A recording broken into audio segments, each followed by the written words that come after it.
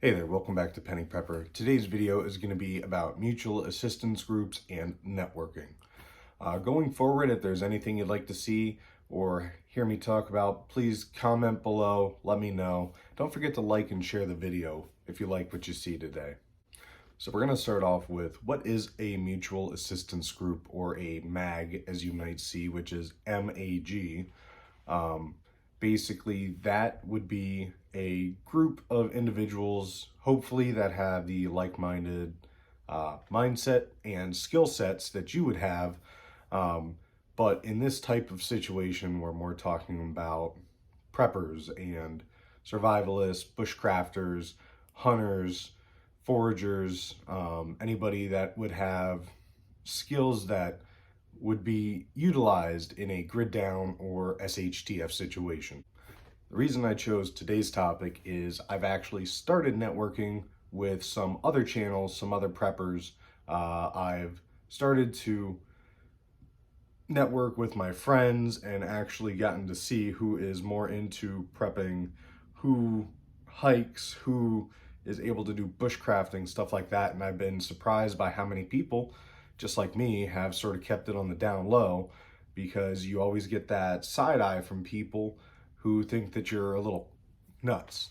The show Doomsday Preppers is a great example. As soon as you say, hey, yeah, I'm a prepper, that is what everybody's first thought is, oh, this dude thinks that we're going to get hit by an asteroid. Well, I'm just going to let it take me out. I don't care. So then they try to put their negative thoughts on you about such situations. As I just covered, I have been reaching out to other preppers, channels, stuff like that, and I've gotten some responses. I'm actually going to be doing my very first live coming up Sunday at 2 o'clock p.m., 1400 hours Eastern Standard Time. So if you're able to come view it, please do. It'll help me out. It's actually going to be hosted by the channel Penny Pinching Prepper. Him and I have been in contact working this out. And again, that's going to be Sunday, so please tune in. I appreciate any views, and hopefully with the banter that him and I have going through, also Pharmason Prepping is also going to be there, so it should be an interesting show. It'll be my first time on a live, and I know we described it as getting thrown into the fire or sink or swim, so that'll be interesting. So back on to the main point. So the reason that you would want a mutual assistance group, or to have other people that have skill sets in prepping, stuff like that, you can't be everywhere at once. You only have one set of hands, you only have one mind, and really you can't focus on everything all the time. You can't stay up 24 hours a day and protect your property, your preps, your supplies, your family. So that's where other people come in.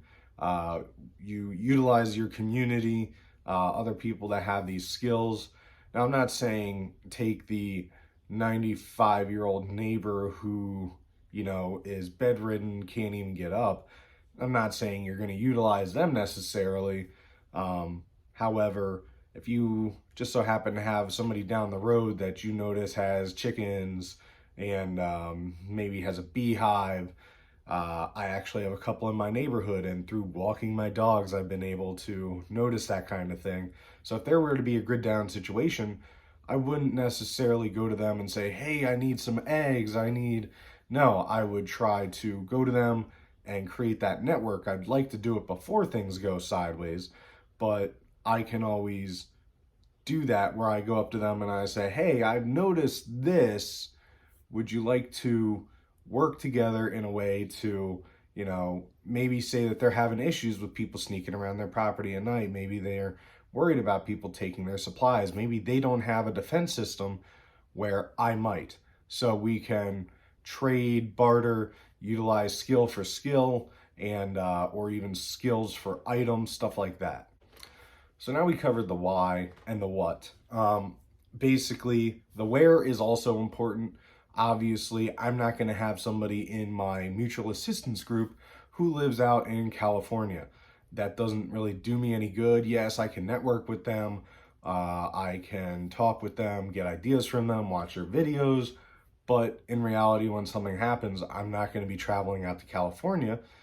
I mean, yes, it's good to talk to them. Maybe if you have family out that way, that would be something to consider, but the fact of feasibility, it's not likely. I sort of got ahead of myself earlier when I said about the 95-year-old and the WHO. I guess really it would come down to people that you trust, people that you can tell will actually make a difference, people that would not be liabilities, stuff like that. You're really going to want to choose people who are not, I guess I could use the term here, werewolves. It's people that appear as though they are preppers and ready for scenarios when in reality they're using that to get close to you, take your supplies, and basically take what you have and not give anything back. Really, that is a huge worry that you need to have in mind is when things happen, you don't want your next door neighbor to necessarily know that you have stockpiles of this or that. When something happens, yeah, you might be able to spare some rice or some beans, but you really don't want them to know the full scale of what you have, because depending on who they are, they may very well try to take it, or they might say something to somebody, and you may have operational security here at your place, but think about it like this. Do you really trust your neighbor not to say anything to their son or their wife or their sister-in-law about how their neighbor was so nice to give them some rice? I want to stress networking and having a mutual assistance group is not only important, but sometimes it can be very vital as far as getting new information, also sharing information, getting other supplies that you otherwise wouldn't have. Also, there is strength in numbers. However, I just did a video on OPSEC, operational security, where that is something that you need to always keep in mind. It's about being humble. It's about not giving away too much information. Yes, it's great to network with people, and if you have skills, nobody can take that from you. So that would be something I would say that you tell people first. You know, hey, I can leather work. I am into, I'm able to blacksmith, stuff like that. That's great stuff. If you're able to trade that for something, do that first because it's free. It doesn't take anything from you other than energy. And then you can trade that for either physical items or other services that you may not have, such as security, or maybe somebody's able to purify water and you don't have the ability to do so. All right, the kicker to all this is I started out in my prepping in a way that I didn't tell anybody. I was very worried that people were going to have the stigma of doomsday prepper against me. I started out thinking I'm going to lone wolf this. I'm not going to have any help from anybody. Basically how most people romanticize the idea of the end of the world as we know it. They typically think I'm going to throw in my bag, go up to the mountains, be a lone wolf, and survive. Well, yeah, you can do that, but I've covered it before in the rule of threes before. My own personal rule of three might be something like 3 months without hope, 3 months without people, 3 months for your mental health. It's one of those things where after you get so far, eventually you're going to break down and you need human interaction. So it's great to have those other people and to have that ability to rely on other people to help you. Now, I'm not saying don't be self-reliant.